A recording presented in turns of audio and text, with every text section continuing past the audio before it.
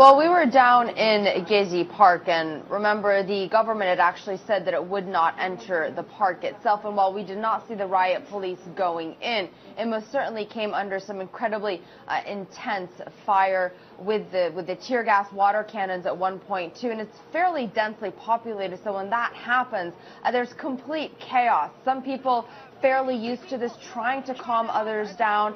There are people running around. They'll pour this white liquid. It's actually an anti-acid mixed with water into each other's eyes to try to ease the sting. But this went on for hours. People were incredibly angry, frustrated, and saying that the government was effectively lying to them, because even though they didn't physically enter the park, they most certainly were firing tear gas directly into it. We ended up having to run from one side of the park, came under too much tear gas, to another. Same thing happened there. Eventually ended up taking cover inside a hotel for a short period.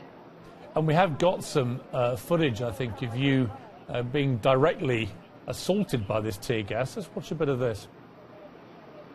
Right now in the very front of the park, you can see people trying to help us out because of the tear gas. The entire front part of the park right now has been cleared out because of the intensity of what was just fired in. And this, again, is not what people here were expecting after their government promised them that they would be allowed to stay in this position. Very alarming for everyone involved in that situation. Nick Payton-Walsh, you're into your 20th hour, I think, of reporting on this, and I've been watching almost all of it. There's been a dramatic escalation, certainly in the last few hours, I noticed, in the levels of violence on both sides here. Tell me, for viewers who are tuning in, who are wondering what is really going on here, because it began as an environmental protest about a small park not far from where you both are now, and has evolved suddenly into a much bigger deal. Tell me why that is.